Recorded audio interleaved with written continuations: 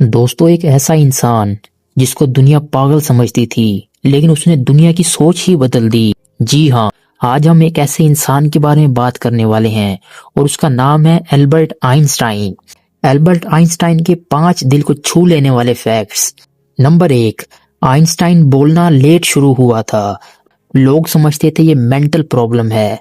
Number 2, उसे school से निकाल दिया गया था क्योंकि वो रूल्स नहीं मानता था। उसने कहा था imagination is more important then knowledge.